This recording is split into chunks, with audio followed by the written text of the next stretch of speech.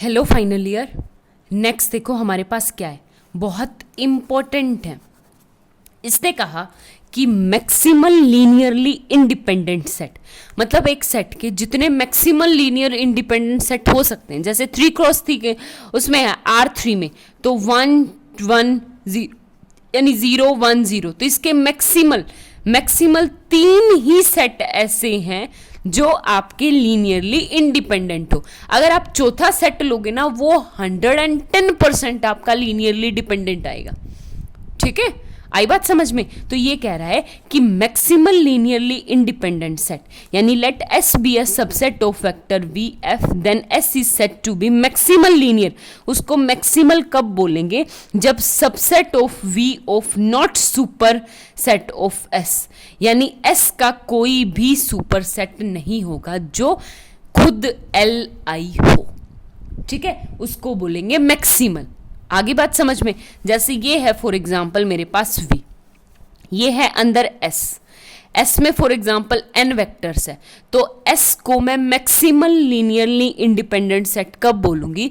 जब अगर इससे बड़ा कोई सुपर सेट होगा, यानी इससे सुपर सेट होता ही S से बड़ा है, इसका कोई भी ऊपर सुपर सेट होगा, for example T U V, वो क्या हो जाएंगे? L D हो जाएंगे। ठीक है, एल आई कोई नहीं होगा इससे, तो मैक्सिमल वाला यही है। आगे बात समझ में? तो वो होता है आपके पास मैक्सिमल लीनियरली इंडिपेंडेंट की डेफिनेशन। आगे फिर से रिपीट करती हूं कि अगर आपका V कोई भी वेक्टर स्पेस है और S को हम मैक्सिमल कब बोलेंगे? मैक्सिमल लीनियरली इंडिपेंडेंट, नाम से ही है कि ऐसा सेट जो सबसे ज्यादा बड़ा है लीनियरली इंडिपेंडेंट, जो सबसे बड़ा लीनियरली इंडिपेंडेंट सेट है, उससे अगर कोई बड़ा सेट होगा तो, यानी सुपर सेट होगा, तो वो क्या हो जाएगा? आपका एल डी। आगे बात समझ में? वो क्या हो जाएगा? आपका एल डी।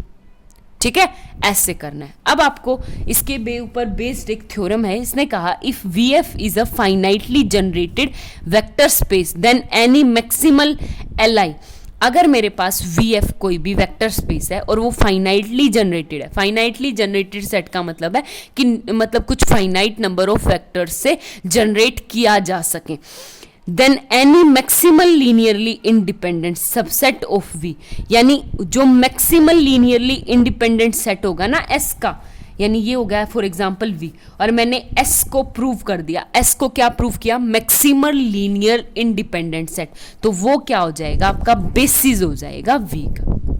क्या हो जाएगी? आपकी बेसिस हो जाएगी V की। आगे बात समझ में? ध्यान रखना, मैक्सिमल लीनियरली इंडिपेंडेंट, इस थ्योरम का प्रूफ करते हैं, बहुत आसान है। कैसे है कि सबसे पहले मैंने ले लिया S equal to V1 V2 up to Vn। ठीक है, और ये क्या ले लिया मैंने? मैक्सिमल लीनियरली इंडिपेंडेंट सेट, इसको मान लिया।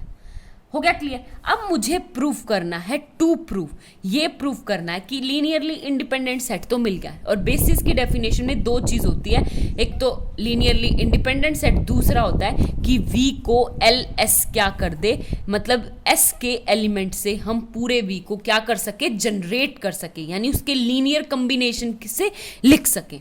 आगे बात समझ में? तो हर एक एलिमेंट को मैंने ऐसे ले लिया।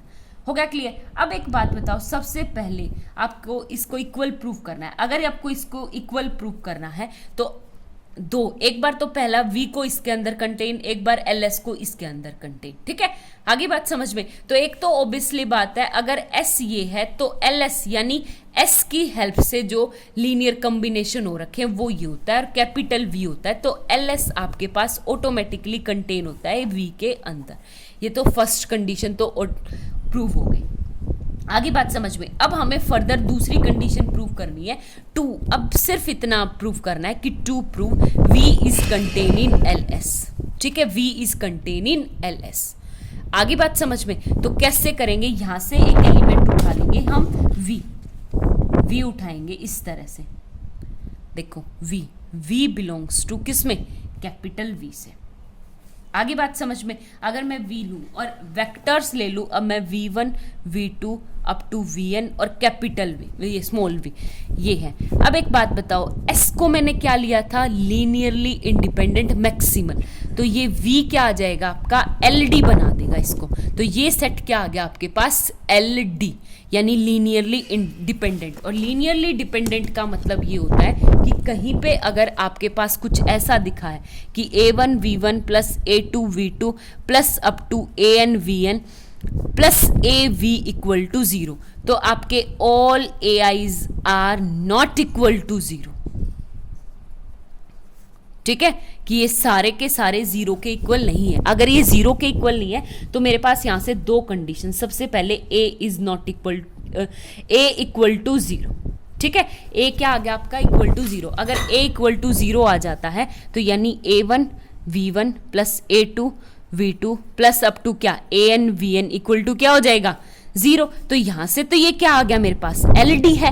LD है इसका मतलब ये ऑल SB क्या आ गया, LD, बट हमारे पास S सेट क्या है, LI है। तो ये क्या है, कंट्राडिक्शन आ गई, यानी A आपका 0 के इक्वल नहीं है। A किसके इक्वल है, A is not equal to 0।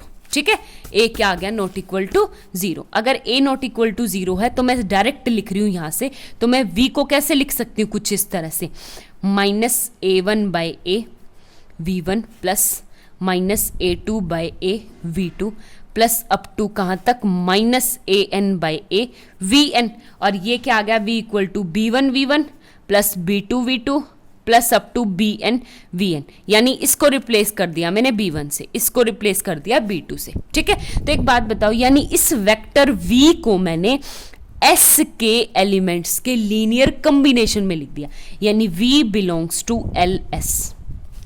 ठीक है, अब एक बात बताओ, स्मॉल v चल रहा है, ये स्मॉल v।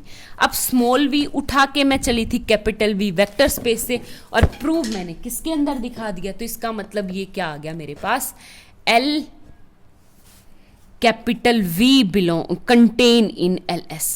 ठीक है, और पहले क्या था, LS is contain in V, तो यहां से क्या आ गया, LS इक्वल टू V।